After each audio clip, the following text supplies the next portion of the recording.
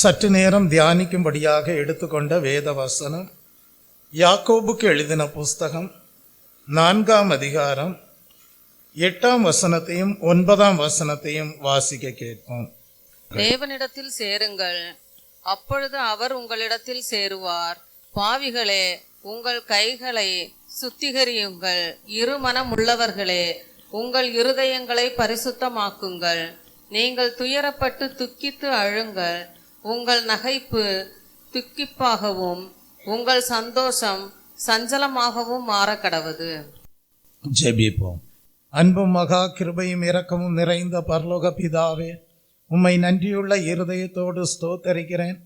ஆசீர்வதிக்கப்பட்ட இந்த ஓய்வு நாளின் காலை வேளையிலே தியானிக்கும்படியாக நீர் கொடுத்த வசனங்களுக்காக உமக்கு நன்றி செலுத்துகிறேன்.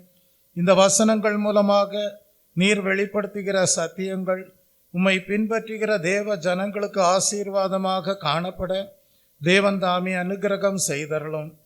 இயேசு கிறிஸ்துவின் இன்ப நாமத்தில் ஜெபிக்கிறேன் பரிசுத்தமுள்ள நல்ல பிதாவே, ஆமென். கர்த்தருடைய நாமத்திற்கு மகிமை உண்டாவதாக. நாம் ஒவ்வொரு ஞாயிற்றுக்கிழமைகளிலேயும் யாக்கோபுக்கு எழுதின புஸ்தகத்திலே உள்ள வசனங்களை தியானித்து கொண்டே வருகிறோம். அப்படியாக நாம் தியானித்த வேளையிலே கடந்த வாரம் யாக்கோபுக்கு எழுதின புஸ்தகம் 4ஆம் அதிகாரம் 8ஆம் வசனத்தின் ஒரு பகுதியை நாம் தியானிக்கக்கூடியவர்களாக இருந்தோம். அந்த பகுதி என்னவென்றால், தேவனிடத்தில் சேருங்கள், அப்பொழுது அவர் உங்களிடத்தில் சேருவார்.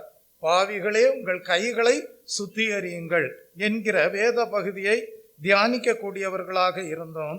இந்த நாளிலே மற்றொரு பகுதியையும் 9ஆம் வசனத்தையும் நாம் என்ன செய்யலாம் என்றால் தியானிக்கலாம். இருமனம் உள்ளவர்களே, உங்கள் இருதயங்களை பரிசுத்தமாக்குங்கள் என்று யாக்கோபு குறிப்பிடக்கூடியவராக இருக்கிறார். பின்பு சொல்லுகிறார், நீங்கள் துயரப்பட்டு துக்கித்து அழுங்கள். உங்கள் நகைப்பு துக்கிப்பாகவும் உங்கள் சந்தோஷம் சஞ்சலமாகவும் மாறக்கடவது என்று குறிப்பிடுவதை நாம் படிக்கிறோம். கர்த்தருடைய நாமத்திற்கு மகிமை உண்டாவதாக. நான் இந்த வசனங்களை குறித்து விளக்கத்தை கொடுப்பதற்கு முன்பு இது என்ன கான்டெக்ஸ்ட்ல இந்த வசனங்கள் எழுதப்பட்டிருக்கிறது என்பதை குறிப்பிட விரும்புகிறேன். அதாவது யாக்கோபுக்கு எழுதின புஸ்தகம் 4ஆம் அதிகாரம் 7ஆம் வசனத்திலிருந்து 10ஆம் வசனம் வரைக்கும் ஒரு பகுதியாக காணப்படுகிறது. அந்த ஒரு பகுதி என்ன தீமை அடிப்படையாக வைத்து எழுதப்பட்டிருக்கிறது என்றால், முழு இருதயத்தோடு கூடிய தேவ பக்தி, முழு இருதயத்தோடு கூடிய தெய்வீக அன்பு, தேவன் மீது கொண்டிருக்கக்கூடிய அன்பு என்கிற தீமை அடிப்படையாக வைத்துதான் அந்த வேத பகுதி எழுதப்பட்டிருக்கிறது. யார் முழு இருதயத்தோடு தேவன் மீது மெய்யான பக்தி கொண்டு ஜீவிக்கிறார்களோ, யார் முழு இருதயத்தோடு கூடிய அன்பை தேவன் மீது வைக்கிறார்களோ அவர்கள் எப்படி ஜீவிப்பார்களாம்? 7ஆம் வசனத்திலே வாசியுங்கள். தேவனுக்கு கீழ்ப்படிந்திருப்பார்கள், பிசாசுக்கு எதிர்த்து நிற்பார்கள். இது ஒரு அனுபவமாய் இருக்கிறது. அடுத்ததாக நாம் படிக்கிறோம், அவர்கள் தேவனிடத்தில் அல்லேலூயா சேருகிறவர்களாய் இருப்பார்கள், தேவனும் அவர்களோடு சேருகிறவராய் இருப்பார். அப்படிப்பட்டவர்கள் என்ன அனுபவத்திலே காணப்படுவார்கள் என்றால், தங்கள் கிரியைகள் அனைத்திலும் சுத்தமுள்ளவர்களாக காணப்படுவார்கள். இந்த நாளிலே நாம் எதை குறித்து தியானிக்க இருக்கிறோம் என்றால், முழு இருதயத்தோடு கூட தேவன் மீது அன்பு வைத்து ஜீவிக்கிறவர்கள், முழு இருதயத்தோடு கூட தேவ பக்திக்குரியவர்களாக காணப்படுகிறவர்கள் எப்படிப்பட்டவர்களாய் இருப்பார்கள் என்றால், இருமனம் உள்ளவர்களாய் இருக்க மாட்டார்கள். Praise the Lord. ஆகவேதான் அங்கே யாக்கோபு அப்போஸ்தலன் சொல்லுகிறார், இருமனம் உள்ளவர்களே, உங்கள் இருதயங்களை என்ன செய்யுங்கள்? பரிசுத்தமாக்குங்கள் என்று குறிப்பிடுவதை நாம் படிக்கிறோம். கர்த்தருடைய நாமத்திற்கு மகிமை உண்டாவதாக. ஒரு சில எக்ஸாம்பிள் கொடுக்க விரும்புகிறேன். அதை வைத்து நீங்கள் அறிந்து கொள்ளலாம் இருமனம் உள்ளவர்கள் எப்படி இருப்பார்கள் என்று. ஒருவேளை உங்களிலும் அப்படிப்பட்ட இருமனம் உள்ளவர்கள் இருப்பீர்களானால் நீங்கள் அந்த வேத வசனங்களை அறிந்து கொண்டு இனி அப்படிப்பட்ட நிலையிலே இராதபடி பரிசுத்தம் அடைவீர்களாக, தேவன் மீது முழுமையான அன்பு வைத்து ஜீவிப்பீர்களாக, முழு இருதயத்தோடு தேவனை நேசிப்பீர்களாக, முழு இருதயத்தோடு தேவ பக்திக்குரியவர்களாக காணப்படுவீர்களாக. அதாவது ப்ரொஃபஸிங் கிறிஸ்டியன்ஸ் என்று சொல்வார்கள். ப்ரொஃபஸிங் கிறிஸ்டியன்ஸ் அதாவது என்னன்னா, வாயில அறிக்கை செய்வாங்க, ஆனா இருதயம் தேவனோடு ஐக்கியப்பட்டிருக்காது. வாயில அறிக்கை செய்வாங்க, ஆனா இருதயம் தேவனை விட்டு தூரமா இருக்கும். வாயில ஜெபிப்பாங்க, ஆனா இருதயத்துல என்ன இருக்காது? விசுவாசம் இருக்காது. அது ஒரு எக்ஸாம்பிள் இரு மனமுள்ளவர்களுக்கு அடையாளமாக காணப்படுகிறதா இருக்கிறது. யாக்கோபுக்கு எழுதின புஸ்தகம் 1ஆம் அதிகாரம் 5 முதல் 8 வசனங்களை வாசிப்பீர்கள் என்றால், அந்த நான் சொன்ன எக்ஸாம்பிளுக்கு திருஷ்டாந்தமான வேத பகுதி அதுதான். உங்களில் ஒருவன் ஞானத்தில் குறை உள்ளவனாய் இருந்தால் யாவருக்கும் சம்பூர்ணமாய் கொடுக்கிறவரும் ஒருவரையும் கடிந்து கொள்ளாதவருமாகிய தேவனிடத்தில் கேட்க கடவன், அப்பொழுது அவனுக்கு கொடுக்கப்படும். ஆனாலும் அவன் எவ்வளவாகிலும் சந்தேகப்படாமல் விசுவாசத்தோடு கேட்க கடவன். சந்தேகப்படுகிறவன் காற்றினால் அடிபட்டு அலைகிற கடலின் அலைக்கு ஒப்பாயிருக்கிறான். அப்படிப்பட்ட மனுஷன் தான் கர்த்தரிடத்தில் எதையாகிலும் பெறலாம் என்று நினையாதிருப்பானாக. இருமனமுள்ளவன் தன் வழிகளிலெல்லாம் நிலையற்றவனாயிருக்கிறான். அப்ப பாத்தீங்களா, ப்ரொஃபஸிங் கிறிஸ்டியன்ஸ் வாயில ஜபம் இருக்கும், இருதயத்துல விசுவாசம் இருக்காது. வாயில அறிக்கை செய்வாங்க, ஆனா இருதயம் தேவனோடு ஐக்கியப்பட்டு இருக்காது. ஆனா இங்க யாக்கோபு அப்போஸ்தலன் சொல்லுகிறார், நீங்கள் சந்தேகப்படாமல் விசுவாசத்தோடு தேவனிடத்துல அவர் கொடுக்க நினைக்கிற ஞானத்தை பெற்றுக்கொள்ளும்படியாக கேட்பீர்களானால், நீங்கள் விசுவாசத்தோடு கேட்பதினாலே அந்த தெய்வீக ஞானம் உங்களுக்குள்ளாக கடந்து வரக்கூடியதாய் இருக்கும். மெய்யாகவே அந்த ஞானம் நீங்கள் நித்திய ஜீவனை பெற்றுக்கொள்வதற்கு ஏதுவாக அடைந்த தெய்வீக ஞானமாக காணப்படும். Praise the Lord. கர்த்தருடைய நாமத்திற்கு மகிமை உண்டாவதாக. இது ஒரு எக்ஸாம்பிள், இரு மனமுள்ளவர்களுக்கு அடையாளமாக சொல்லப்படுகிற காரியமாய் இருக்கிறது. இன்னொரு எக்ஸாம்பிள் எடுத்துக்கொள்ள வேண்டுமானால், இப்போ ஒரு நல்ல ஒரு விசுவாச சகோதரனோ சகோதரியோ உங்கள் சபை ஐக்கியத்துல நல்ல தேவனோடு ஐக்கியப்பட்டு நல்ல ஜெபித்து விசுவாச வார்த்தைகளை பேசி நல்ல தேவனோடு உறவாடுகிற அனுபவத்துல இருக்கிறத நீங்க பாக்குறீங்க. ஆனா திடீர்னு பார்த்தா அந்த சகோதரனோ சகோதரியோ ஏதோ தனக்கும் தேவனுக்கும் எந்த ஒரு சம்பந்தமுமே இல்லாத மாதிரி என்ன பண்ணிட்டாங்க, சபையின் ஐக்கியத்தை விட்டே போயிட்டாங்க.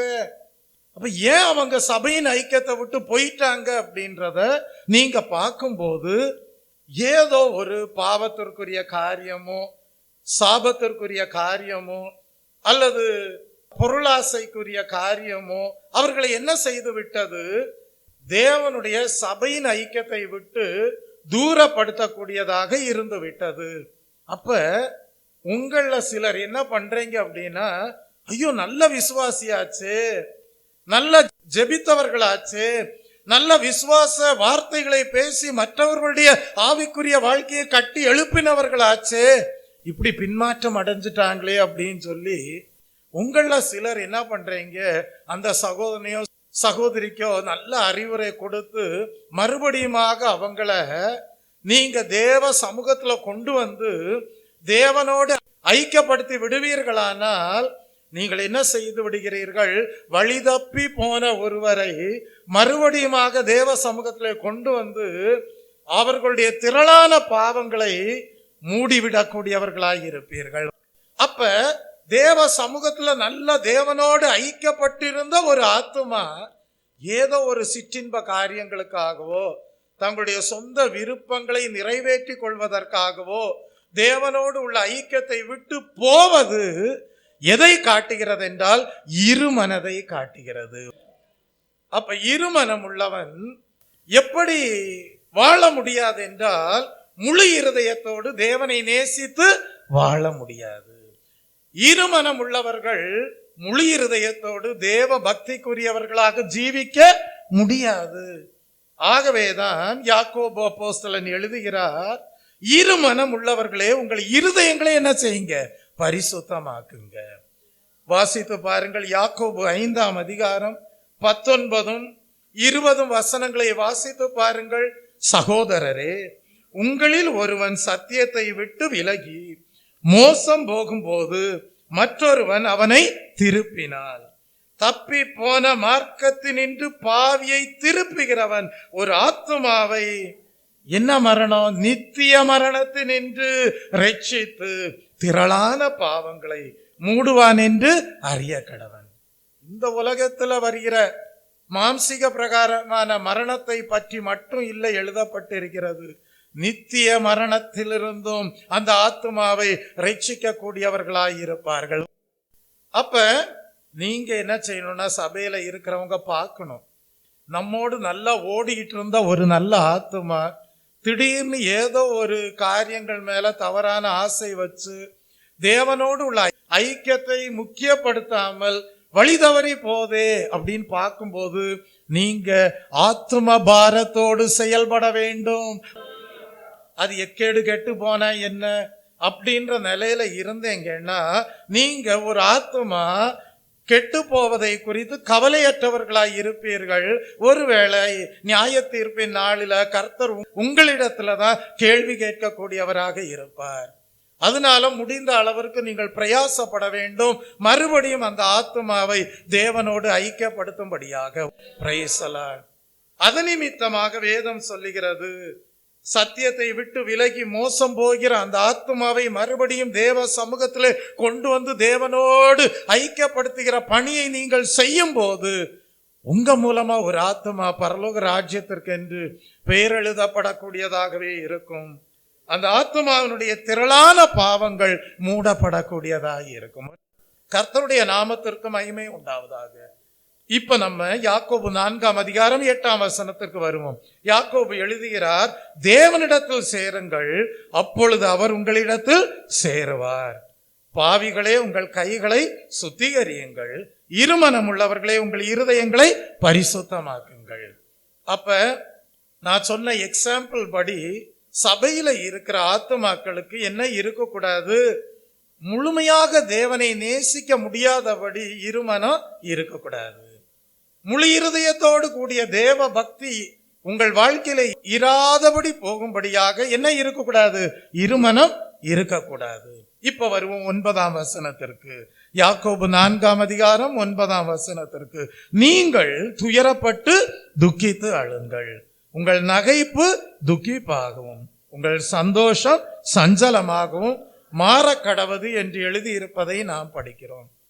இங்க இந்த வசனத்தை படிக்கிறவங்களுக்கு சரியாக அதனுடைய அர்த்தத்தை எளிதாக விளங்கி கொள்ள முடியாது. ஆனா இதுவும் கூட எந்த அடிப்படையில, எந்த தீமை அடிப்படையாக வைத்து எழுதப்பட்டிருக்கிறது என்றால், முழு இருதயத்தோடு கூடிய தேவ அன்பு, முழு இருதயத்தோடு கூடிய தேவ பக்தி என்பதை அடிப்படையாக வைத்துதான் இங்கே யாக்கோபு அப்போஸ்தலன் எழுதுகிறார், துக்கித்து அழுங்கள் என்று குறிப்பிடக்கூடியவராக காணப்படுகிறார். கர்த்தருடைய நாமத்திற்கு மகிமை உண்டாவதாக.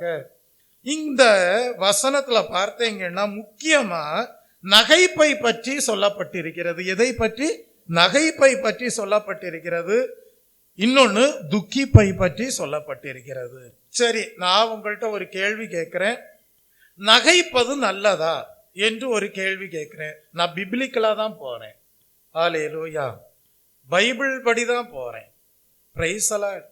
நகைப்பது, சிரிப்பது வேதாகமத்தின் அடிப்படையிலே சரியானதா அப்படின்னு நான் ஒரு கேள்வி கேட்கிறேன்.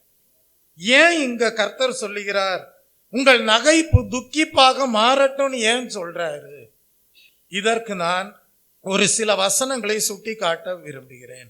பழைய ஏற்பாட்டின் காலத்துல சில சந்தர்ப்பங்களிலே நகைப்பதை சரியான விதத்திலேயே சொல்லப்பட்டிருப்பதை நாம் படித்து அறிந்து கொள்ளலாம். ஆனால் புதிய ஏற்பாட்டின் காலத்திற்குள் வரும்போது நகைத்தல் என்பது அவ்வளவு பாராட்டப்படக்கூடிய விஷயமாக சொல்லப்படவில்லை.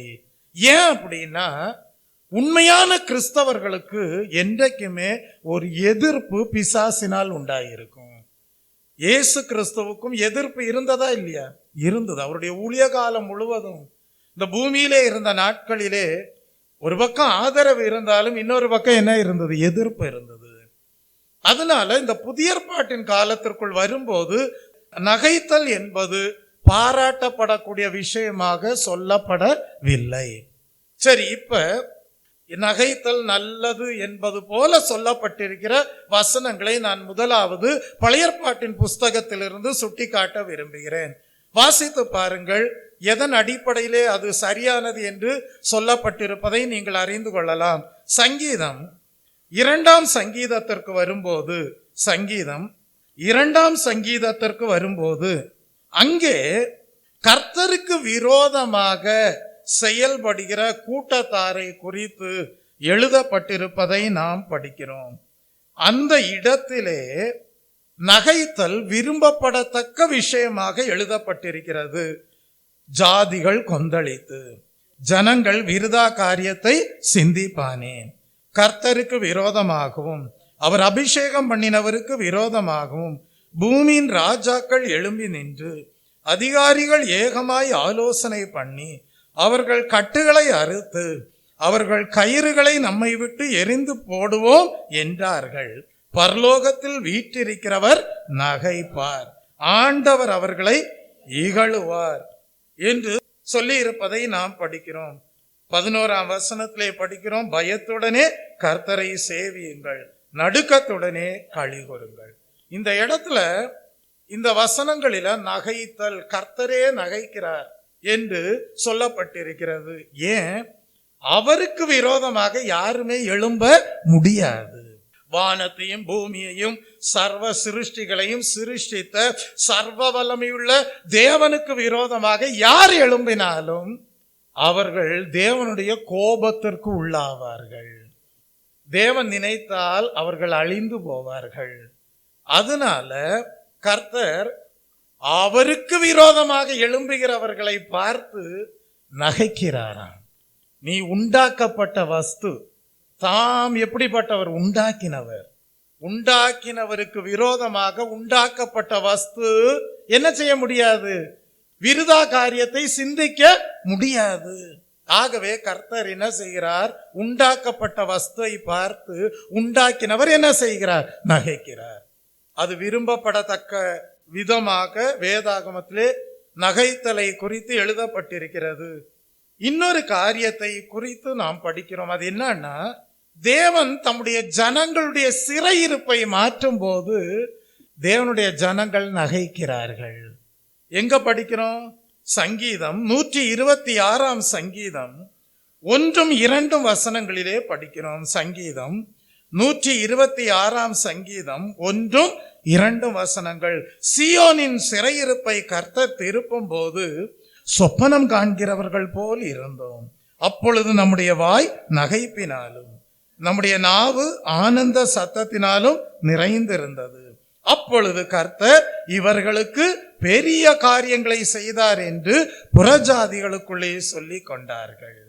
கர்த்தர் நமக்கு பெரிய காரியங்களை செய்தார், இது நிமித்தம் நான் மகிழ்ந்திருக்கிறேன். அப்ப இந்த இடத்துல தேவன் தம்முடைய ஜனங்களுடைய சிறையிருப்பை மாற்றும் போது அது ஒரு சந்தோஷம் தானே, அது ஒரு மகிழ்ச்சி தானே.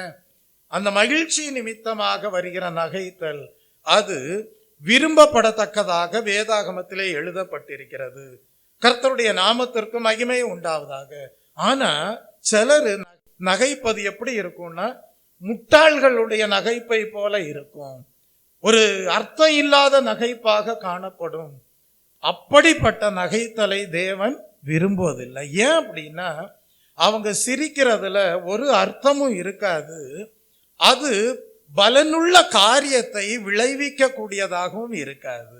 ஒரு எக்ஸாம்பிளுக்கு சொல்லணும்னா, ஒரு அடுப்புல விறகு வச்சு அதுக்கு மேல பானையும் வச்சு சரிதானா? தீ மூட்டி பானையில அல்லேலூயா சூடு ஏறும்படியாக நெருப்பு மூட்டுகிறீர்கள். ஆனா பானையில எதுவுமே இல்லை. பானையில எதுவுமே இல்லை. ஒண்ணு ஒரு குழம்பு வைக்கிறதுக்காக என்ன செய்யலாம்? விறகு வச்சு என்ன செய்யலாம்? தீ மூட்டலாம். இல்ல தண்ணிய சூடாக்கணும்னா என்ன செய்யலாம்? விறகு வச்சு என்ன செய்யலாம்? தீ மூட்டலாம். ஆனா பானையில எதுவுமே இல்லை. ஆனா நீங்க என்ன செய்யறீங்க? அடுப்புல விறகு வச்சு என்ன செய்யறீங்க? தீ மூட்டுறீங்க. அப்ப என்ன சத்தம் கேட்கும்? படபட படபடன்னு சத்தம் கேட்கும். அது மாதிரிதான் மூடனுடைய சிரிப்பும் காணப்படுமா. அப்படி சிரிக்கிறதுனால எந்த ஒரு பலனும் உண்டாகாது, எந்த ஒரு காரியமும் விளங்காது. ஆகவே அப்படிப்பட்ட நகைத்தலை வேதம் விரும்பவில்லை. வாசியுங்கள், பிரசங்கியின் புஸ்தகம் 7ஆம் அதிகாரம் 6ஆம் வசனத்தை வாசித்து பாருங்கள். பிரசங்கியின் புஸ்தகம் 7ஆம் அதிகாரம் 6ஆம் வசனம். மூடனின் நகைப்பு பானையின் கீழ் எரிகிற முள்ளுகளின் படபடைப்பை போல் இருக்கும், அதுவும் மாயையே.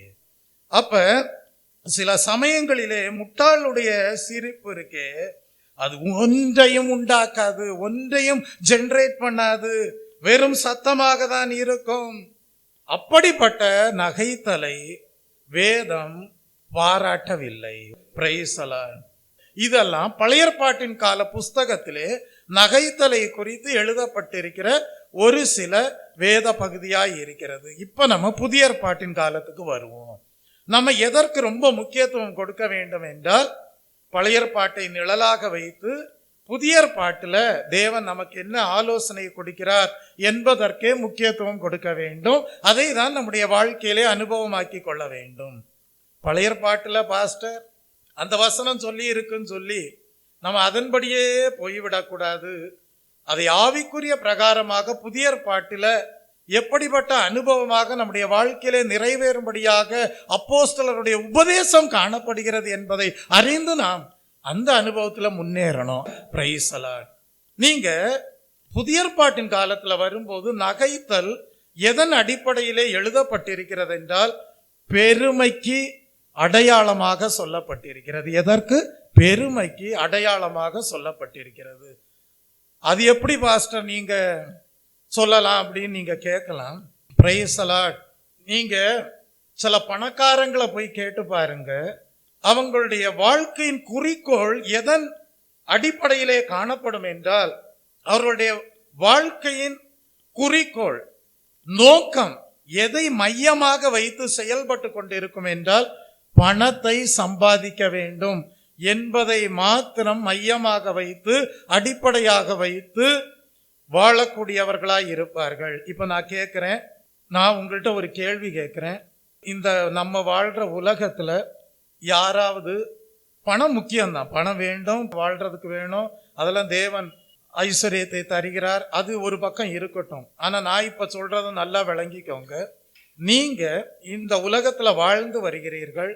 நீங்கள் வாழக்கூடிய இந்த உலகத்துல நான் சொல்ற மாதிரி சில மனிதர்கள் இருக்கிறாங்களா இல்லையா? அதாவது பணத்தை சம்பாதிப்பதை மட்டும் குறிக்கோளாக வைத்து நோக்கமாக வைத்து வாழ்கிற மனிதர்கள் இருக்கிறாங்களா இல்லையா? இருக்கிறாங்க. அப்படிப்பட்ட மனிதர்கள் தேவனை குறித்து அறிந்து கொள்வதில் ரொம்ப பிரயாசப்பட மாட்டாங்க. ஏன் அப்படின்னா, அவங்களுக்கு பணம் இருந்தா போதும், அவங்க சொல்லுவாங்க எங்களுக்கு உண்மையான தெய்வம் வேண்டாம் அப்படின்னா அவங்க தேவனை பற்றி அறிந்து கொள்ளவில்லை.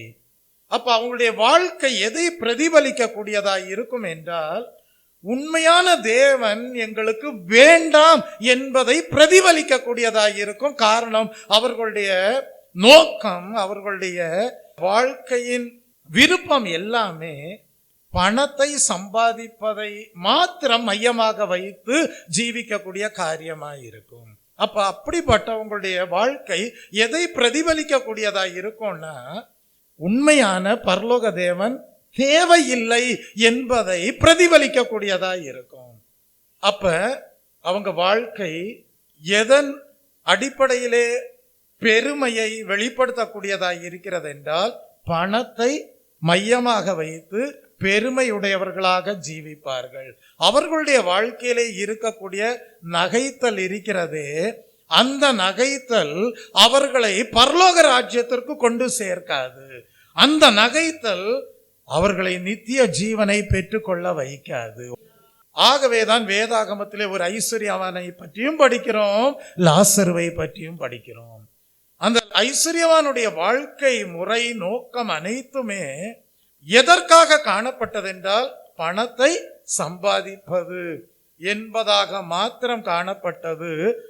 அவனுடைய வாழ்க்கை எதை பிரதிபலிக்க கூடியதாய் இருந்தது என்றால் உண்மையான பரலோக தேவன் தேவையில்லை என்பதை பிரதிபலிக்க கூடியதாக இருந்தது. ஆகவே லாசரும் மரித்தான், ஐஸ்வர்யவானும் மரித்தான். சரியான விசுவாசத்தையும் நம்பிக்கையும் கொண்டு ஜீவித்த லாசரு ஆபிரகாமின் மடியிலே இளைப்பாறினான். ஐஸ்வர்யவானுடைய ஆத்மாவோ பாதாளத்திலே வேதனைப்படக்கூடியதா இருந்தது. அப்படிப்பட்ட ஐஸ்வர்யவான்களுடைய நகைப்பு பெருமைக்குரியதாய் இருக்கிறபடியால் அது அவர்களை ஒரு நாளும் தேவனிடத்திலிருந்து கிருபையை பெற்றுக்கொள்ள வைக்காது. ஆனால் வேதம் சொல்லுகிறது, கர்த்தருக்கு முன்பாக உங்களை தாழ்த்துங்கள். தாழ்மையுள்ளவர்களுக்கு தேவன் கிருபையுள்ளவராய் இருக்கிறார்.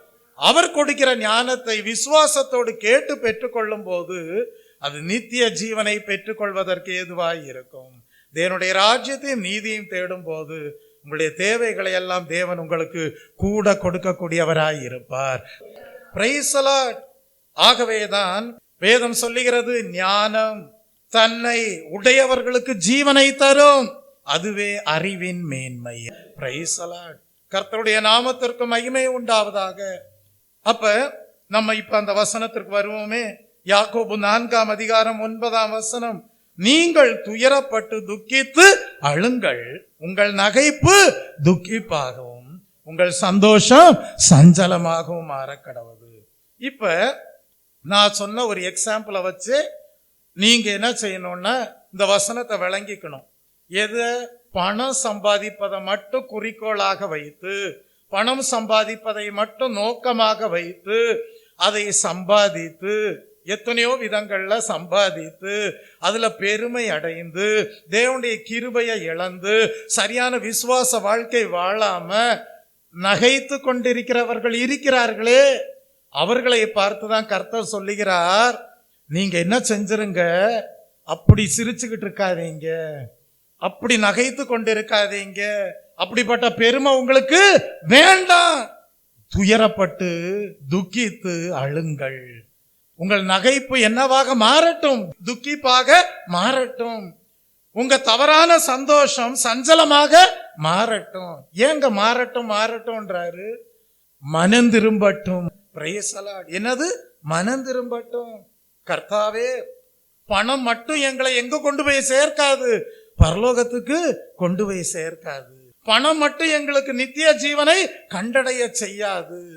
ஆகவே கர்த்தர் சொல்றாரு, வாழ்கிற நாட்களில சுவிசேஷம் அறிவிக்கப்படும் போது, போதகர் நல்ல வசனங்களை போதிக்கும் போது என்ன செஞ்சிடணும்? மனம் திரும்பிடணும். நினிவே பட்டணத்தார் என்ன செய்தார்கள்? உபவாசம் இருந்து ரெட்டுடுத்தி மனம் திரும்பும்படியாக தேவனை நோக்கி தங்கள் இருதயத்தை ஒருமுகப்படுத்தினார்கள்.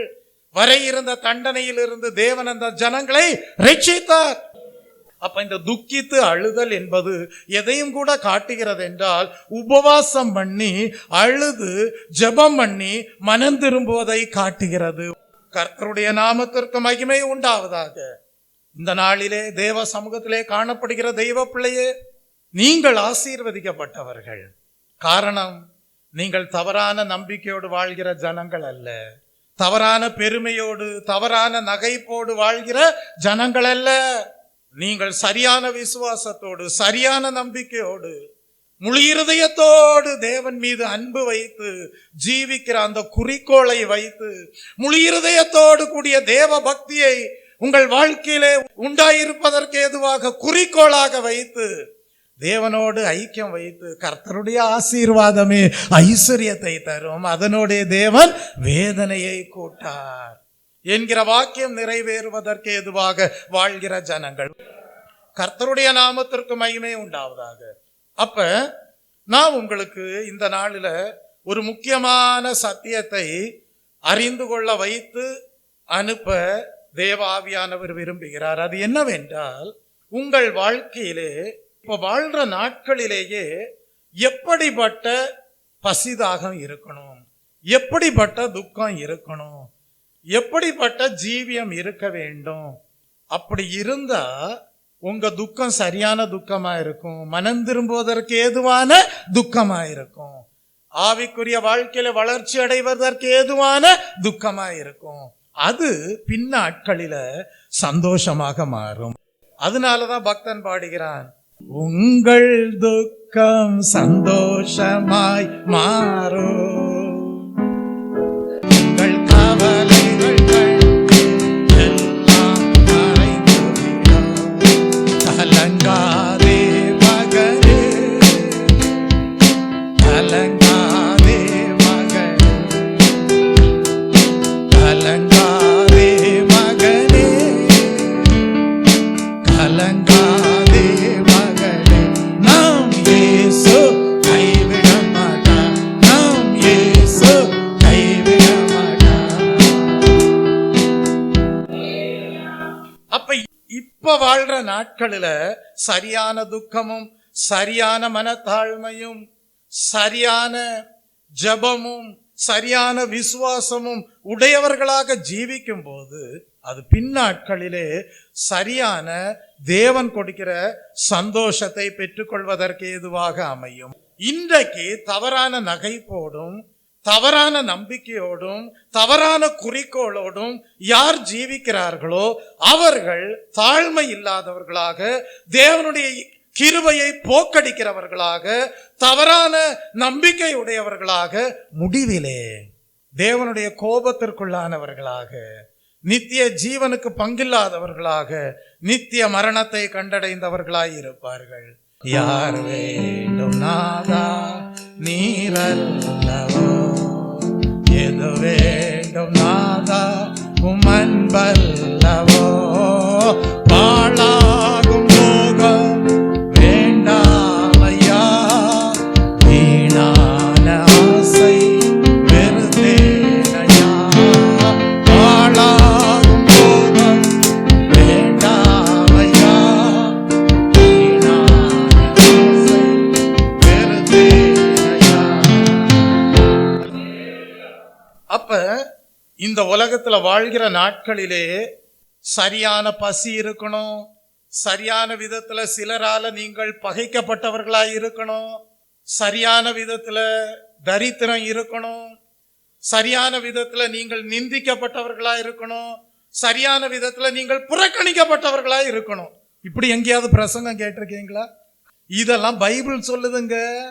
நீங்க சொல்லணும், எங்களை இன்னாரெல்லாம் புறக்கணித்தாங்க, நாங்க இன்ன விதத்துல தரித்திரரா இருக்கிறோம், நாங்க இன்ன விதத்துல பகைக்கப்பட்டோம், நாங்க இன்ன விதத்துல நிந்திக்கப்பட்டோம், நாங்க இன்ன விதத்துல பசியோடு இருக்கிறோம், தாகத்தோடு இருக்கிறோம் அப்படின்னு சொல்லணும். எதனால் சொல்லணும் தெரியுமா?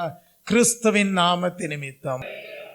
கிறிஸ்துவின் நாமத்து நிமித்தம் பகைக்கப்படுவீர்கள், கிறிஸ்துவின் நாமத்து நிமித்தம் நிந்திக்கப்படுவீர்கள், கிறிஸ்துவின் நாமத்து நிமித்தம் புறம்பாக்கப்படுவீர்கள், கிறிஸ்துவின் நாமத்து நிமித்தம் ஒருவேளை உங்க வாழ்க்கையில தரித்திரமும் இருக்கலாம். அப்படிப்பட்ட நிலையில இருக்கிற உங்களுக்கு கர்த்தர் சொல்றாரு, எதிர்காலத்துல சந்தோஷம் இருக்காம், அதான் உங்க துக்கம் சந்தோஷமா மாறும்.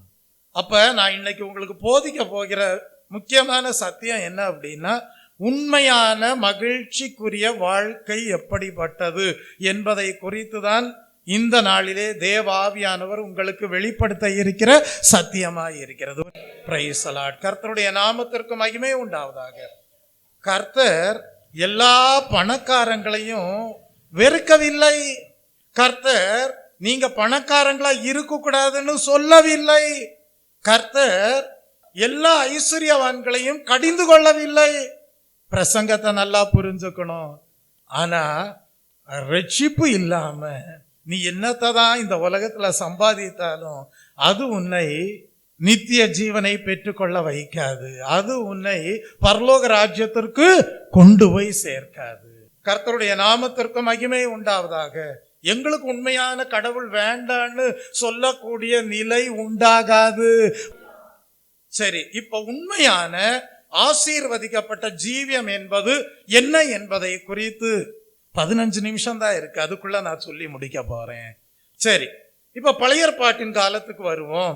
ஜனங்களுடைய பிஹேவியர் எப்படி இருக்கணும், ஜனங்களுடைய நடத்தை சரியானதாக காணப்பட வேண்டும் என்பதற்காக தேவன் என்ன செய்தார் என்றால் 10 கற்பனைகளை கொடுத்து தேவ ஜனங்கள் தம்மோடு கூட சரியாக உடன்படிக்கை செய்து அந்த அன்பின் கற்பனைகளுக்கு கீழ்ப்படிந்து வாழ வேண்டும் என்று சொல்லி அந்த கற்பனைகளை கொடுத்து தம்முடைய ஜனங்களோடு உடன்படிக்கை செய்யக்கூடியவராய் இருந்தார்.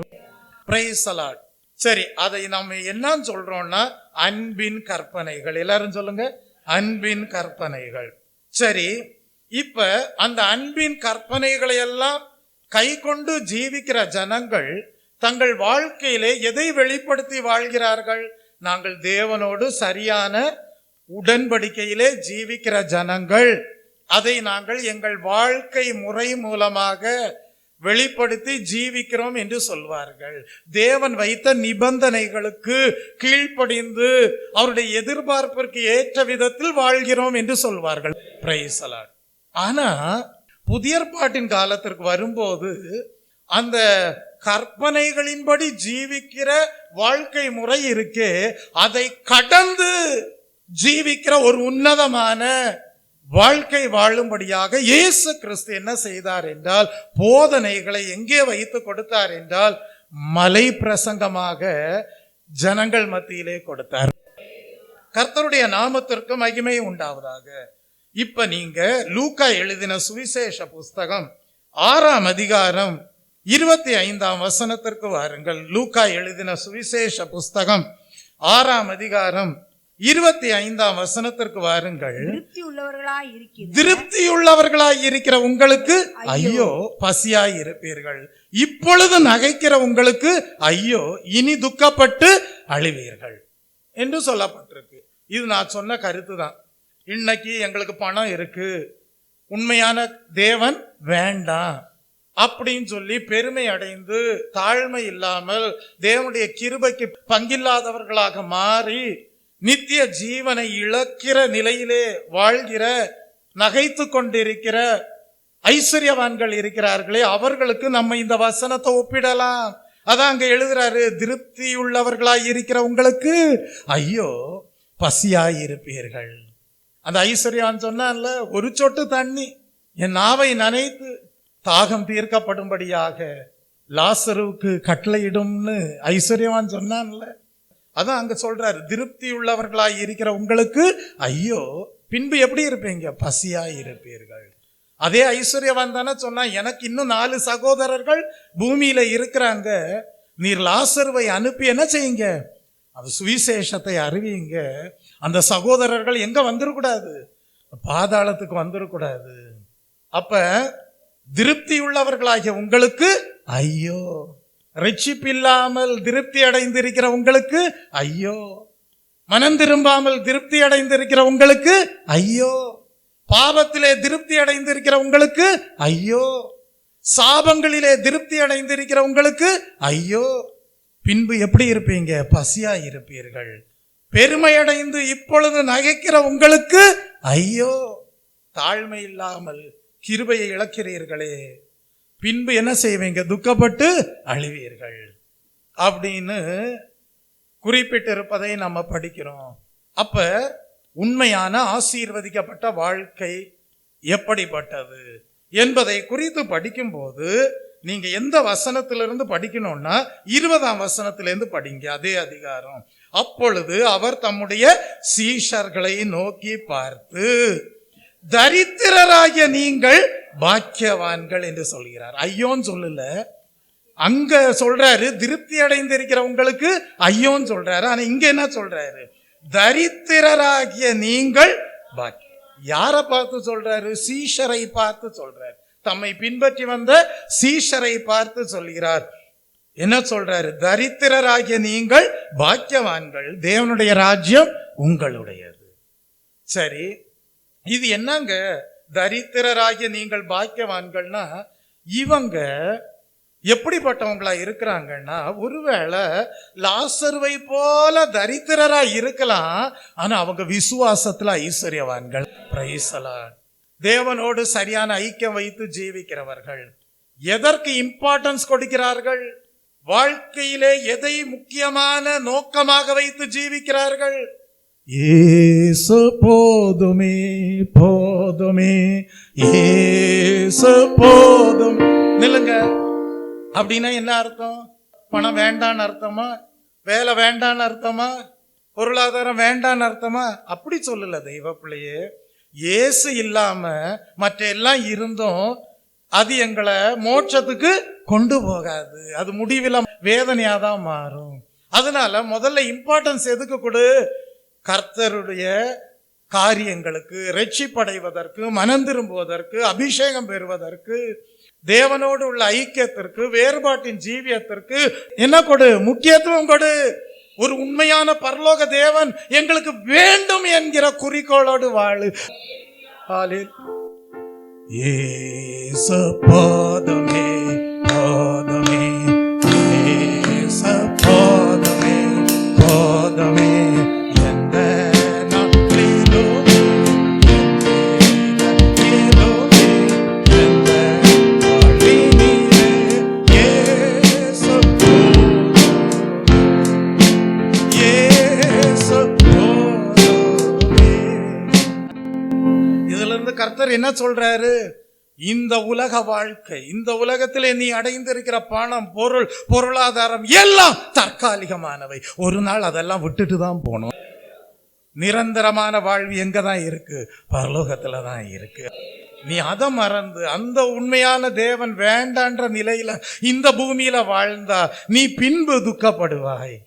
ஆனா இன்னைக்கு நீ உண்மையான தேவன் தான் எனக்கு வேணும், அவரோடு உள்ள ஐக்கியம் தான் முக்கியம், அதனோடு கூடிய ஆசீர்வாதம் எனக்கு போதும்னு வாழ்ந்தா, இன்னைக்கு நீ ஒருவேளை துக்கப்பட்டு அல்லேலூயா தேவனோடு ஐக்கியப்படுறதுல அல்லேலூயா பிரயாசப்பட்டு கொண்டு இருக்கிற உனக்கு பின்பு அதெல்லாம் சந்தோஷமாக மாறும். இப்ப படியுங்களேன் 20ஆம் வசனம். அப்பொழுது அவர் தம்முடைய சீஷர்களை நோக்கி பார்த்து, தரித்திரராகிய நீங்கள் பாக்கியவான்கள், தேவனுடைய ராஜ்யம் உங்களுடையது. கர்த்தருடைய நாமத்திற்கு மகிமை உண்டாவதாக. இத நம்ம மலை பிரசங்கத்துல இயேசு கிறிஸ்து சொன்ன வார்த்தையோடு கம்பேர் பண்ணி படிக்கலாம். எந்த வசனம்? ஆவியிலே எளிமையுள்ளவர்கள் பாக்கியவான்கள், பரலோக ராஜ்யம் அவர்களுடையது. கர்த்தருடைய நாமத்திற்கு மகிமை உண்டாவதாக. அப்படியே இத கையில வச்சுக்கோங்க. லூக்கா 6 அப்படியே வச்சுக்கோங்க. அப்படியே மத்தேயு 5ஆம் அதிகாரத்திற்கு வாங்க. மத்தேயு 5ஆம் அதிகாரத்திற்கு வரும்போது 1ஆம் வசனத்திலிருந்து நீங்கள் படிப்பீர்கள் என்றால், அவர் திரளான ஜனங்களை கண்டு மலையின் மேல் ஏறினார். அவர் உட்கார்ந்த பொழுது அவருடைய சீஷர்கள் அவரிடத்தில் வந்தார்கள். அப்பொழுது அவர் தமது வாயை திறந்து அவர்களுக்கு உபதேசித்து சொன்னது என்னவென்றால், ஆவியில் எளிமையுள்ளவர்கள் பாக்கியவான்கள், பரலோக ராஜ்யம் அவர்களுடையது. அப்ப பாத்தீங்களா, அந்த லூக்கால 6ஆம் அதிகாரம் 20ஆம் வசனம் எதை காட்டுகிறது? மலை பிரசங்கத்துல இயேசு கிறிஸ்து சொன்ன 1ஆம் வசனத்தை காட்டக்கூடியதா இருக்கிறது. இப்ப அப்படியே வாங்க, லூக்காக்கு வாங்க. லூக்கா 6ஆம் அதிகாரம் 21ஆம் வசனத்துக்கு வாங்க. இப்பொழுது பசியாய் இருக்கிற நீங்கள் பாக்கியவான்கள், திருப்தி அடைவீர்கள். Praise the Lord. அப்படின்னா என்ன? மலை பிரசங்கத்துல இயேசு கிறிஸ்து சொன்னார்ல, நீதியின் மேல் பசிதாகம் உள்ளவர்கள் பாக்கியவான்கள், அவர்கள் திருப்தி அடைவார்கள். அது எத்தனாவது வசனம்? ஹல்லேலூயா. மத்தேயு 5:6. ஹல்லேலூயா. மலை பிரசங்கத்துல இயேசு கிறிஸ்து குறிப்பிட்ட 4வது வசனம். அப்ப தேவ ஜனங்கள் எதற்கு முக்கியத்துவம் கொடுக்கறாங்க? தேவனுடைய நீதியிலையும் தேவனுடைய பரிசுத்தத்திலையும் என்ன செய்யணும்? வளரணும். அதுல முக்கியத்துவம் கொடுக்கறாங்க. அதை அடையும்படியாக பசிதாகம். அப்படி உள்ளவங்க என்ன செய்வாங்க? ஒரு காத்திருப்பு கூட்டம் வச்சா அதுக்கு ஓடி வருவாங்க, ஒரு இரவு ஜபம் வச்சா அதுக்கு ஓடி வருவாங்க. ஹல்லேலூயா. ஒரு ஞாயிற்றுக்கிழமை ஆராதனைய தவற விட மாட்டாங்க. ஹல்லேலூயா. அபிஷேக கூட்டம்னு வச்சா அதுக்கு ஓடி வருவாங்க. அப்படியாக நீதியின் மேல் பசிதாகம் கொண்டவர்கள். அப்படிப்பட்டவங்க ஏழைகளை பார்த்தா என்ன செய்வாங்க? இரக்கப்படுவாங்க. அவங்களுக்கு செய்ய வேண்டிய நியாயத்தை அவங்களுக்கு செய்வாங்க. ஒரு விதவையை பார்த்தா என்ன செய்வாங்க? இரக்கப்படுவாங்க. அவங்களுக்கு செய்ய வேண்டிய நியாயத்தை, நியாயமான காரியங்களை அவர்கள் செய்வார்கள். நீதியின் மேல் பசிதாகம் உள்ளவர்கள். ஹல்லேலூயா. ஏழைன்றதுனால அங்க நீதி நியாயம் குலைக்கப்படாது. பணக்காரன்றதுனால நீதி நியாயம் குலைக்கப்படாது. Praise the Lord. நீதியின் மேல் பசிதாகம் உள்ளவர்கள் பாக்கியவான்கள். அவர்கள் திருப்தி அடைவார்கள், நீதிமான்களாக வாழ்வார்கள். நீதிமான்களுடைய வாசஸ்தலத்தை கர்த்தர் என்ன செய்வார்? ஆசீர்வதிப்பார்.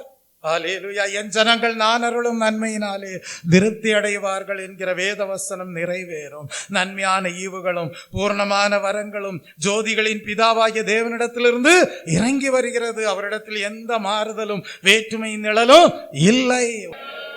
அப்படியே அடுத்தது வாங்க, லூக்கா எழுதின சுவிசேஷ புஸ்தகம் 6ஆம் அதிகாரம் 21ஆம் வசனத்தின் அடுத்த பகுதிக்கு வாங்க. இப்பொழுது அழுகிற நீங்கள் பாக்கியவான்கள், இனி நகைப்பீர்கள். அப்படின்னா என்ன? கர்த்தாவே, எங்களுக்கு இருக்கிற விசுவாசம் பத்தாது, எங்களுக்கு இருக்கிற பரிசுத்தம் பத்தாது, எங்கள்கிட்ட இருக்கிற தேவ நீதி பத்தாது, உம்மை நோக்கி பார்க்கின்றேன். கர்த்தரை எனக்கு முன்பாக நிறுத்தி நோக்கி பார்க்கும் போது எவ்வளவு குறைவுள்ளவர்களாய் இருக்கிறோம் கர்த்தாவே. இன்னும் நாங்க பூர்ண புருஷராக மாறணுமே, உம்முடைய அளவுக்கு தக்கதாக நாங்கள் இன்னும் என்ன செய்யணும்? பூரணம் அடையணுமே அப்படின்னு சொல்லி நல்ல காரியங்களுக்காக இன்னைக்கு நீங்க துக்கித்து கிறிஸ்துவின் அளவுக்கு தக்க பூர்ண புருஷராக வளருவீர்களானால் பின்பு மகிழ்ச்சி உண்டு. Praise the Lord. அதனாலதான் ஒரு வசனம் இருக்கும், அது தேவனுக்கு ஏற்ற துக்கமாம். என்னது? தேவனுக்கு ஏற்ற துக்கம். 2 கொரிந்தியரின் புஸ்தகம் 7ஆம் அதிகாரம் 10ஆம் வசனத்தை வாசித்து பாருங்கள். 2 கொரிந்தியர் 7ஆம் அதிகாரம் 10ஆம் வசனம். தேவனுக்கு ஏற்ற துக்கம் பின்பு மனஸ்தாபப்படுவதற்கு இடம் இல்லாமல் ரட்சிப்பிற்கு ஏதுவான மனம் திரும்புதலை உண்டாக்குகிறது. புரியுதாங்க?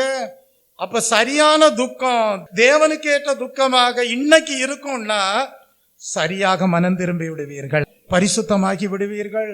கர்த்தாவே, இன்னைக்கு இருக்கிற விசுவாசம் போதாது, இன்னும் அந்த விசுவாசத்துல என்ன செய்யணும்? வளரணும்.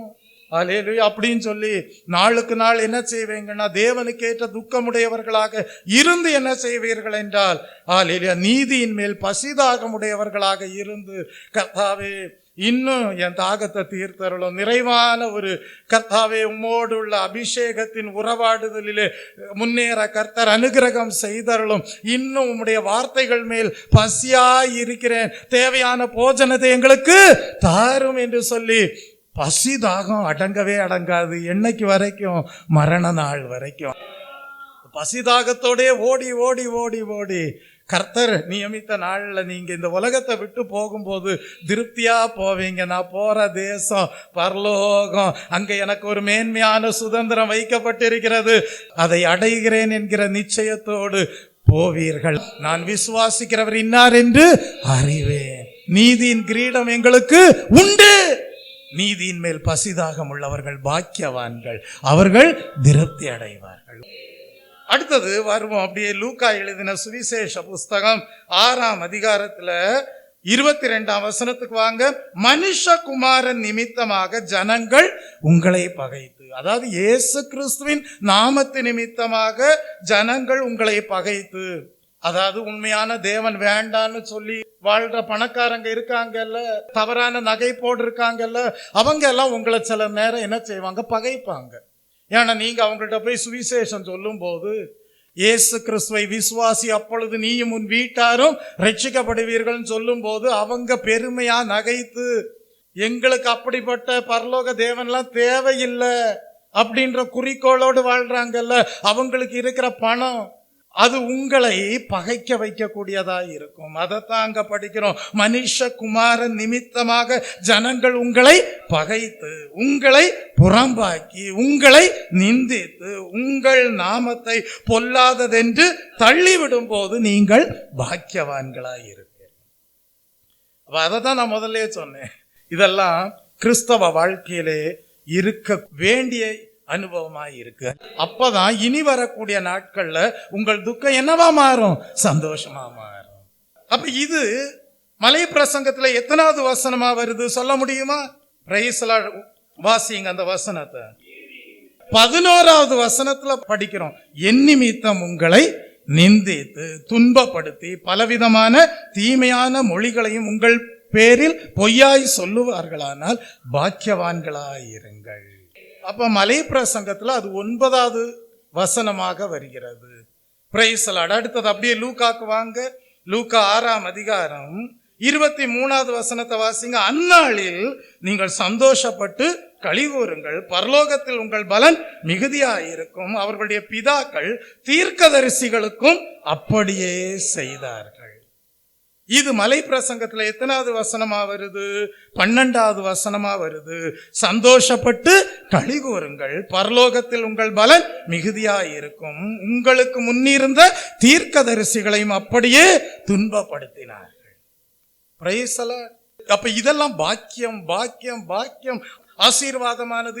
அதுதான் உண்மையான மகிழ்ச்சி என்று கர்த்தர் குறிப்பிட்டு கொண்டே வருகிறார். ஆனா அடுத்தது வரும்போதெல்லாம் தவறான பெருமை, தவறான நகைப்பு, ரட்சிப்பில்லாத வாழ்க்கை, தவறான குறிக்கோளோடு ஜீவிக்கிறவர்களுடைய வாழ்க்கையிலே உண்டாய் இருக்க போகிற ஐயோ என்கிற காரியங்களுக்கு உரிய வசனங்களாய் இருக்கிறது. வாஸ்து முடிப்போமா? 24ஆம் வசனத்திலிருந்து லூக்கா 6:24. ஐஸ்வர்யவான்களாகிய உங்களுக்கு ஐயோ, உங்கள் ஆறுதலை நீங்கள் அடைந்து தீர்ந்தது. திருப்தி உள்ளவர்களாய் இருக்கிற உங்களுக்கு ஐயோ. அப்படின்னா என்ன? எங்களுக்கு வேற எதுவும் வேண்டாம், பரிசுத்தமாவது பரலோகமாவது. அப்படி ஒண்ணு இருக்கா அப்படின்னு கிண்டல் பண்றாங்கல்ல. இயேசுநாதர் உயிரோடு எழும்பினாரா, அபிஷேகம் கொடுக்கிறாரா அப்படின்னு கிண்டல் பண்றாங்கல்ல, நகைக்கிறாங்கல்ல. அதான் அங்க எழுதப்பட்டிருக்கு.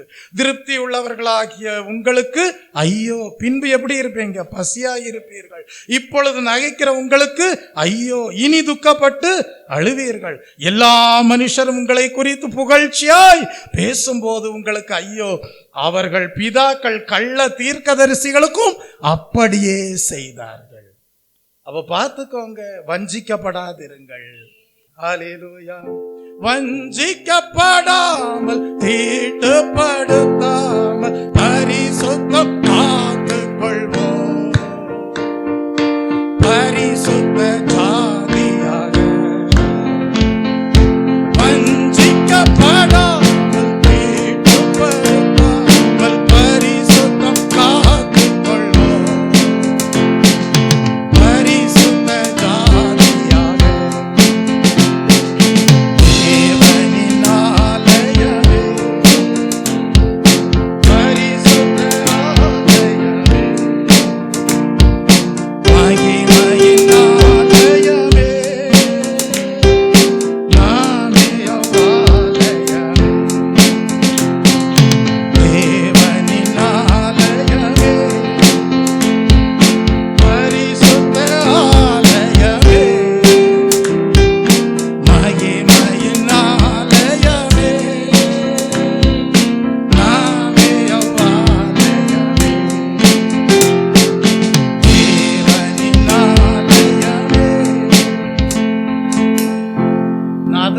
எப்பயுமே சொல்லுவேன், நான் நடத்துறது அட்வர்டைஸ்மெண்ட் கம்பெனி இல்லை. புகழ் சேர்ப்பதற்கு நான் ஒரு அட்வர்டைஸ்மெண்ட் கம்பெனி நடத்தல. இது தேவனுடைய ஆலயமாய் இருக்கிறது, பரிசுத்தமாய் இருக்கிறது. நீங்களே அந்த ஆலயம். அப்படிப்பட்ட ஆலயத்தை, மணவாட்டி சபையை சேர்க்கும்படியாக தான் இயேசு கிறிஸ்து வருகிறார். அட்வர்டைஸ்மெண்ட் பண்றது தப்புன்னு சொல்லல, தேவனுடைய காரியங்கள் அறிவிக்கப்படுவது தப்புன்னு சொல்லல. ஆனா அது தவறான நோக்கத்துல போய் முடிஞ்சிடக்கூடாது. கள்ள தீர்க்கதரிசின்னு சொல்வதற்கு ஏதுவாக மாறிவிடக்கூடாது. தவறான நோக்கத்தோடு ஊழியம் செய்யறாங்கன்னு சொல்லி இருக்கக்கூடாது. சரியான ஒரு ரட்சிப்பு ஆத்மானுடைய வாழ்க்கையில வராம போயிருக்கூடாது. வாசித்து பாருங்கள், நீதிமொழிகளின் புஸ்தகம் 15ஆம் அதிகாரம் 27ஆம் வசனத்தை வாசித்து பாருங்கள். பொருளாசைக்காரன் தன் வீட்டை கலைக்கிறான், பரிதானங்களை வெறுக்கிறவனோ பிழைப்பான். நீதியின் மேல் பசிதாகம் உள்ளவர்கள் பரிதானங்களை வெறுப்பார்கள். ஆனால் பொருளாசைக்காரன், தவறாக சம்பாதிப்பவன் தன் வீட்டையே கலைத்து போடுகிறான். வேதத்துல படிக்கிறோம், நல்ல நிலத்திலே விதைக்கப்படுகிற விதை தான் என்ன செய்யும்? நல்ல பலனை கொடுக்கும். நீங்க முள்ளுள்ள நிலமாக இருப்பீர்களானால் போதிக்கிறவர் எவ்வளவுதான் விதைத்தாலும் அது ஏற்ற போதிப்பதற்கு ஏதுவான வார்த்தைகளுக்கு ஏற்ற பலனை கொடுக்காது. லூக்கா 8ஆம் அதிகாரம் 14ஆம் வசனத்தை வாசித்து பாருங்கள். முள்ளுள்ள இடங்களில் விதைக்கப்பட்டவர்கள் வசனத்தை கேட்கிறவர்களாய் இருக்கிறார்கள். கேட்டவுடனே போய் பிரபஞ்சத்திற்குரிய கவலைகளினாலும் ஐஸ்வர்யத்தின் சிற்றின்பங்களினாலும் நெருக்கப்பட்டு பலன் கொடாதிருக்கிறார்கள். தேவன் உங்களிடத்துல நல்ல பலனை எதிர்பார்க்கிறார். கர்த்தருக்கு பயந்து அவர் வழியில் நடக்கிற மனுஷன் பாக்கியவான். உன் கைகளின் பிரயாசத்தை கர்த்தர் ஆசீர்வதிப்பார். உனக்கு பாக்கியமும் நன்மையும் உண்டாயிருக்கும். அதை குறிக்கோளா வைக்கணும். கர்த்தருக்கு பயந்து கர்த்தருடைய வழியில நடப்பேன்ற ஒரு குறிக்கோளோடு நடந்து வருகிற ஆசீர்வாதம் ஐஸ்வர்யமாயிருக்கும். அதனுடைய தேவன் வேதனையை கூட்ட மாட்டார். நீ ஒரு நல்ல நிலமாய் இருப்ப. Praise the Lord. 1 தீமோத்தேயுக்கு எழுதின புஸ்தகம் 6ஆம் அதிகாரம் 9 முதல் 12 வசனங்களை வாசித்து பாருங்கள். தேவனுடைய மனுஷன் என்று சொல்லப்படுகிறவன் எவ்விதமாக ஜீவிக்க வேண்டும் என்று எழுதப்பட்டிருப்பதை நாம் படிக்கிறோம். அது ஒரு போதக நிருபமாக காணப்படுகிறது. 1 தீமோத்தேயின் புஸ்தகம் 6ஆம் அதிகாரம் 9 முதல் 12 வசனங்கள். ஐஸ்வர்யவான்களாக விரும்புகிறவர்கள், இதாங்க தவறான நோக்கத்தோடு வாழ்கிறவர்கள். விருப்பம் எப்படி இருக்கணும்? முதலாவது தேவனுடைய ராஜ்யத்தையும் நீதியும் தேடுங்கள், அப்பொழுது இவைகளெல்லாம் கூட கொடுக்கப்படும். அப்ப எங்களுக்கு பரலோக தேவன்லாம் தேவையே இல்லை அப்படின்னு சொல்லி ஐஸ்வர்யவான்களாக விரும்புகிறவர்கள் எப்படி மாறிடுறாங்க? சோதனையிலும் கண்ணியிலும் மனுஷரை கேட்டிலும் அழிவிலும் அமிழ்த்துகிற மதிகேடும் சேதமுமான பலவித இச்சைகளிலும் விழுகிறார்கள். பண ஆசை எல்லா தீமைக்கும் வேறாய் இருக்கிறது. சிலர் அதை இச்சித்து எதையே விட்டுட்டு போயிடுறாங்க. அதனாலதான் முதல்ல சொன்னேன் நானு, இருமனம் உள்ளவர்கள் பின்மாற்றம் அடையும் போது நீங்க அப்படியே விட்டுறக்கூடாது, முடிஞ்ச வரைக்கும் பிரயாசப்படணும். அந்த நரகாக்கினியிலிருந்து தூக்கி எடுக்கும்படியாக. ஒருவேளை அவங்க மனம் திரும்பிட்டா மறுபடியுமாக உங்களோடு ஐக்கியப்படும் போது அவர்களுடைய திரளான பாவங்கள் என்ன செய்யப்படும்? மறைக்கப்படும். இங்க படிக்கிறோம், சிலர் அதை இச்சித்து விசுவாசத்தை விட்டு வழுவி அநேக வேதனைகளினாலே தங்களை உருவ குத்தி கொண்டிருக்கிறார்கள். நீயோ தேவனுடைய மனுஷனே, அவைகளையெல்லாம் விட்டோடி நீதியையும் தேவ பக்தியையும் விசுவாசத்தையும் அன்பையும் பொறுமையையும் சாந்த குணத்தையும் அடையும்படி நாடு. விசுவாசத்தின் நல்ல போராட்டத்தை போராடு, நித்திய ஜீவனை பற்றிக்கொள், அதற்காகவே நீ அழைக்கப்பட்டாய். வஞ்சிக்கப்படாமல் தேட்டப்படுத்தாமல் பரிசுத்தம் காத்துக் கொள்வார். பரிசுத்த காதியாக தேவனின் ஆலயமே, பரிசுத்த ஆலயமே, மகிமையின் ஆலயமே, நாவியோ ஆலயம், தேவனின் ஆலயமே, பரிசுத்த ஆலயமே, மகிமையின் ஆலயமே, நாவியோ ஆலயம், தேவனின் ஆலயமே. அப்ப இன்னைக்கு ஒரு தீர்மானம் பண்ணுங்க. ஒரு பக்கம் மகிழ்ச்சியான வாழ்க்கை, பாக்கியமான வாழ்க்கை, இப்பொழுது துக்கிக்கிற வாழ்க்கை, புறம்பாக்கப்படுகிற வாழ்க்கை. ஆனா இன்னொரு பக்கம் பெருமை நிறைந்த வாழ்க்கை, தவறான நகைத்தலோடு இருக்கிற வாழ்க்கை, ஐயோ என்பதற்காக வைக்கப்பட்டிருக்கிற வாழ்க்கை. எதை நீ தெரிந்தெடுக்க போகிறாய்? பாழாகும் லோகம் வேண்டாமையா, வீணான ஆசை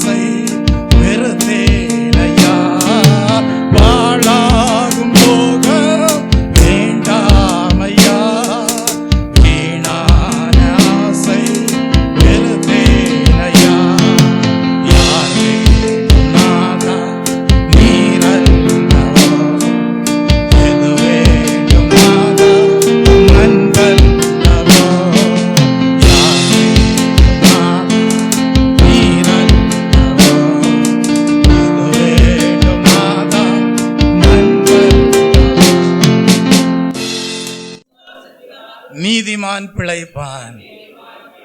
விசுவாசத்தினால் நீதிமான் பிழைப்பான். இந்த உலகத்திலையும் பிழைப்பான். இந்த உலக நாட்களை முடிக்கும் போது பரலோகத்திலும் பிழைத்திருப்பான். அதான் நீடித்த நாட்களால் நான் உன்னை திருப்தியாக்கி என் ரட்சிப்பை உனக்கு காண்பிப்பேன். முடிவிராத நாட்கள், நீடித்து கொண்டே இருக்கக்கூடிய நாட்கள். இன்றைக்கும் தேவன் ஏன் அவருடைய வருகையை தாமதப்படுத்தி நீடிய பொறுமையாய் இருக்கிறார் தெரியுமா? எல்லா மனுஷரும் மனம் திரும்பணும், ரட்சிக்கப்படணும் அப்படின்னு. 2 பேதுரு 3ஆம் அதிகாரம் 9ஆம் வசனத்தை வாசித்து முடிப்போம். 2 பேதுருவின் புஸ்தகம் 3ஆம் அதிகாரம் 9ஆம் வசனம். தாமதிக்கிறார் என்று சிலர் எண்ணுகிறபடி தேவன் தமது வாக்கு தத்தத்தை குறித்து தாமதமாயிராமல் ஒருவரும் கெட்டு போகாமல் எல்லாரும் மனம் திரும்ப வேண்டும் என்று விரும்பி நம்மேல் நீடிய பொறுமையுள்ளவராய் இருக்கிறார். திடீர்னு வந்துருவாரு. அவருடைய வருகை சீக்கிரமாய் இருக்கிறது. கிறிஸ்துவின் பிறப்பை குறித்து நம்ம சொல்லும் போது என்ன சொல்றோம்? தேவன் தம்முடைய ஒரே பேரான குமாரனை விசுவாசிக்கிறவன் எவனோ அவன் கெட்டு போகாமல் நித்திய ஜீவனை அடையும்படிக்கு அவரையே தந்தருளி இவ்வளவாய் உலகத்தில் அன்பு கூர்ந்தார். எல்லா மனுஷரும் ரட்சிக்கப்பட வேண்டும், சத்தியத்தை அறிகிற அறிவை அடைய வேண்டும். அதற்காக தேவன் நீடிய பொறுமையோடு அவருடைய வருகையை தாமதப்படுத்தி கொண்டே இருக்கிறார். ஒரு கூட்ட ஜனங்கள் அவருடைய வருகை நாளுக்காக ஆயத்தமாகி சரியான பசிதாகத்தோடு, சரியான தாழ்மையோடு, சரியான துக்கத்தோடு, அல்லேலூயா, இன்னும் எங்களை உம்மை போல மறுரூபப்படுத்தும் என்று சொல்லி தேவனை நோக்கி கிருபைக்காக ஜெபித்து கொண்டே இருக்கிறார்கள். அப்படிப்பட்டவர்களுக்கு ஒரு மிகுதியான பலனும் மகிழ்ச்சியும் பரலோகத்திலே காணப்படுகிறது. நம்ம வாசிக்க கேட்ட யாக்கோபுக்கு வருவோமா? வாசித்து முடிச்சிருவோமா? இப்போ உங்களுக்கு அந்த கான்டெக்ஸ்ட் சரியா வரும் பாருங்க. யாக்கோபு 4ஆம் அதிகாரம் 7 முதல் எத்தனை வசனங்கள்? 10 வசனங்கள். 7 முதல் 10 வசனங்கள். அதை மட்டும் வாசித்து முடிச்சிருவோமா? நான் என்ன சொன்னேன்? என்ன தீம் அடிப்படையாக வைத்து அந்த வேத பகுதி எழுதப்பட்டிருக்கிறது? முழு இருதயத்தோடு கூடிய தேவ பக்தி, முழு இருதயத்தோடு தேவன் மீது அன்பு செலுத்தல். அப்ப சபையின் ஐக்கியத்துல யூதாசை போல யாரும் இருக்க மாட்டாங்க, கேயாசிய மாதிரி யாரும் இருக்க மாட்டாங்க, ஆகானை போல யாரும் இருக்க மாட்டாங்க, அனனியா சப்பீரால் மாதிரி யாரும் இருக்க மாட்டாங்க. பிரைஸ்லாபாசிங்க. ஆகையால் தேவனுக்கு கீழ்ப்படிந்திருங்கள், பிசாசுக்கு எதிர்த்து நில்லுங்கள், அப்பொழுது அவன் உங்களை விட்டு ஓடி போவான். தேவனிடத்தில் சேருங்கள், அப்பொழுது அவர் உங்களிடத்தில் சேருவார். பாவிகளே, உங்கள் கைகளை சுத்திகரியுங்கள், இருமனம் உள்ளவர்களே, உங்கள் இருதயங்களை பரிசுத்தமாக்குங்கள். நீங்கள் துயரப்பட்டு துக்கித்து அழுங்கள், உங்கள் நகைப்பு துக்கிப்பாகவும் உங்கள் சந்தோஷம் சஞ்சலமாகவும் மாறக்கடவது. பாருங்க, முடிக்கிறது எப்படி முடிக்கிறார் பாருங்க. அந்த வேத பகுதியின் முடிவு, கர்த்தருக்கு முன்பாக தாழ்மைப்படுங்கள், அப்பொழுது அவர் உங்களை உயர்த்துவார். இந்த உயர்வை நம்ம இந்த பூமியில கண்டடைகிற உயர்வோடு மட்டும் எடுத்துக்கூடாது. பரலோக ராஜ்யத்துல மேன்மையான ஒரு சுதந்திரத்தை தேவன் உங்களுக்கு கொடுக்கக்கூடியவராய் இருப்பார். சொன்னார்ல, நான் போகிறேன், ஒரு ஸ்தலத்தை உங்களுக்காக ஆயத்தம் பண்ணுகிறேன், நான் வரும்போது உங்களை என்னிடமாய் சேர்த்து கொண்டு நான் இருக்கிற இடத்துல உங்களையும் கொண்டு போய் சேர்ப்பேன் என்று சொன்னார். ஜெயங்கொள்கிறவன் எவனோ அவனை என்னோடு கூட சிங்காசனத்திலே அமர வைப்பேன் என்று சொல்லியிருக்கிறார். எழும்பி நிற்போமா? ஒப்பு கொடுப்போமா?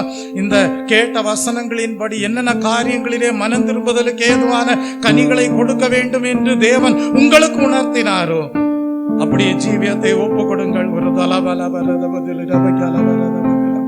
அப்படி கர்த்தாவே, இன்னும் எங்களை கர்த்தாவே என்னென்ன காரியங்களில மனம் திரும்பும்படியாக நீர் உணர்த்தி இருக்கிறீரே கர்த்தாவே, அதற்கு எங்கள் வாழ்க்கையை ஒப்பு கொடுக்கிறோம் என்று நீங்கள் சொல்லும் போது நிச்சயமாகவே நீங்க ஏதோ 10 கற்பனைகளை கை கொண்டு ஜீவிக்கிற வாழ்க்கையை வெளிப்படுத்துகிறவர்களாக மட்டும் இல்ல, அதற்கு மேலாக ஒரு உன்னதமான ஜீவியம் செய்து பியாண்ட் லா, நியாய பிரமாணங்களுக்கும் மேலாக ஒரு உன்னதமான ஜீவியம், மலை பிரசங்கத்திலே சொல்லப்பட்டதின்படி ஆவிக்குரிய ஒரு உன்னதமான ஜீவியம் செய்து, அதை எப்படிதான் செஞ்சிருப்பீங்க? கர்த்தருடைய கிருபையினாலேயே செய்திருப்பீர்கள். சாட்சியாக காணப்படுவீர்கள். அல்லேலூயா.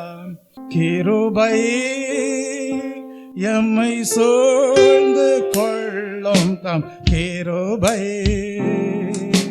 கர்த்தரில் மகிழ்வோம், களி கூர்ந்திடுவோம்,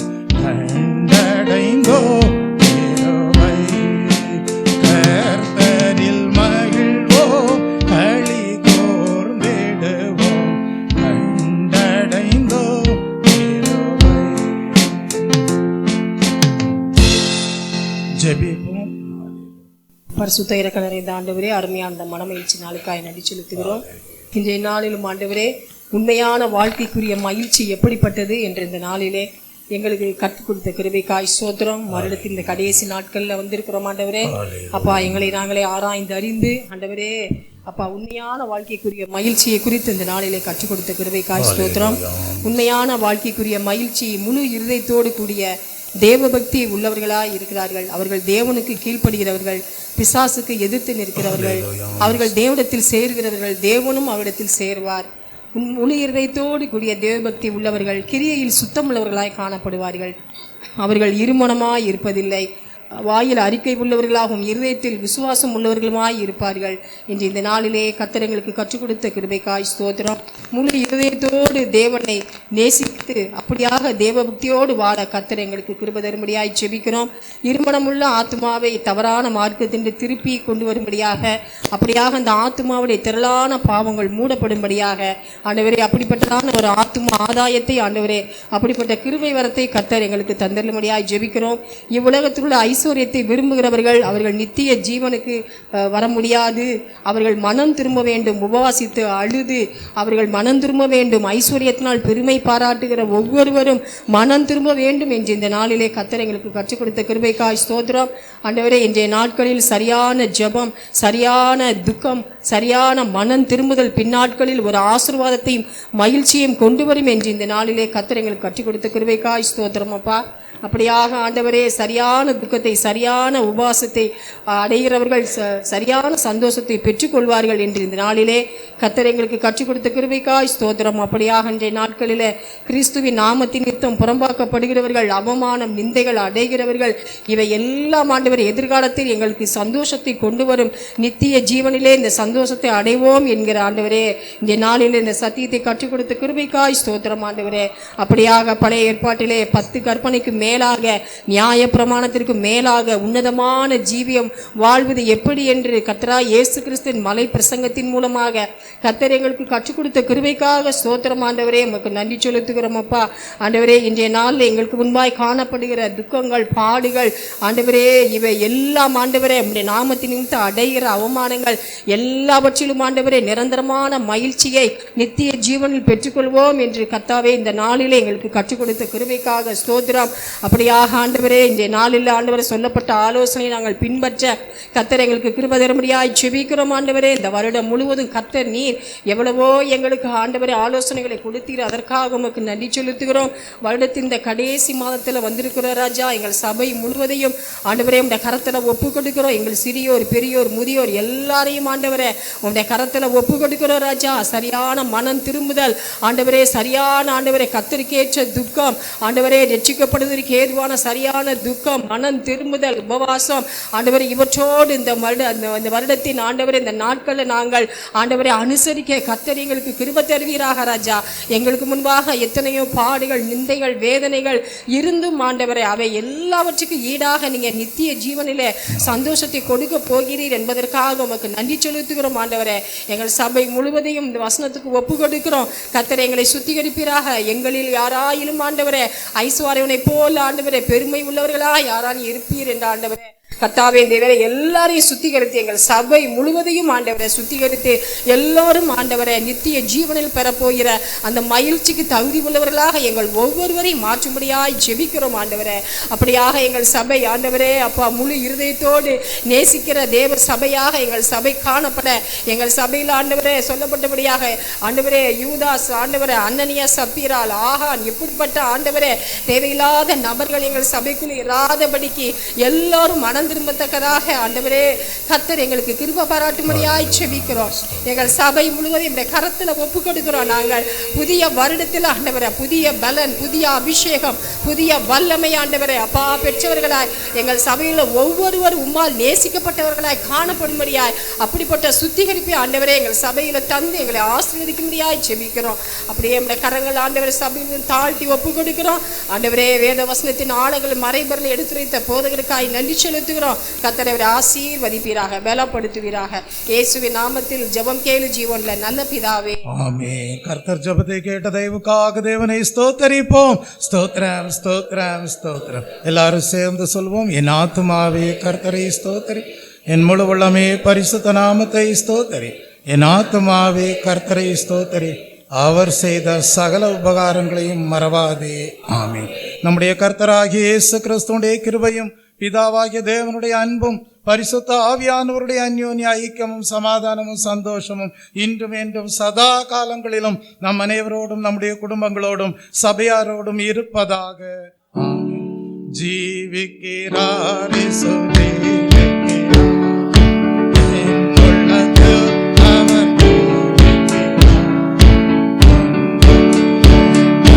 துணையவரே, என்றென்றும் ஜீவிக்கிறார். அல்லேலூயா, அல்லேலூயா, அல்லேலூயா,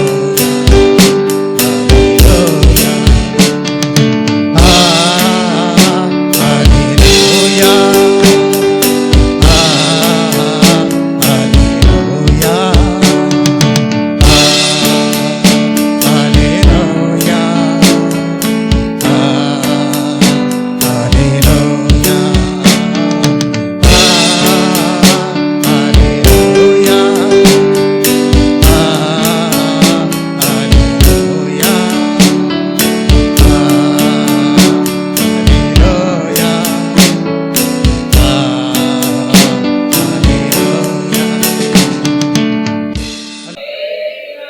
இக்காலத்து பாடுகள் இனி வரப்போகிற மகிமைக்கு ஒப்பிடத்தக்கவை அல்லவே என்று எழுதப்பட்ட வசனத்தின்படி இனி வரப்போகிற மகிமைக்கு ஏதுவாக, எதிர்கால மகிழ்ச்சிக்கு ஏதுவாக, நித்திய ஜீவனுக்கு ஏதுவாக உங்கள் வாழ்க்கை தேவனோடு ஐக்கியப்பட்டதாக காணப்பட, தேவனுடைய நல்ல ஆசீர்வாதங்களோடும் பரிசுத்த ஆவியானுடைய சந்தோஷத்தோடும் காணப்பட தேவன் தாமே இந்த நாளிலே கேட்ட செய்தி என்னென்ன காரியங்களிலே தேவாவியானவர் மனந்திரும்பு என்று உணர்த்தினாரோ இந்த காரியங்களிலெல்லாம் மனந்திரும்பி ஜீவிக்க தேவன் தாமே உங்கள் ஒவ்வொருவரையும் கிருபை கொடுத்து ஆசீர்வதித்து பலப்படுத்தி மேன்மைப்படுத்துவாராக.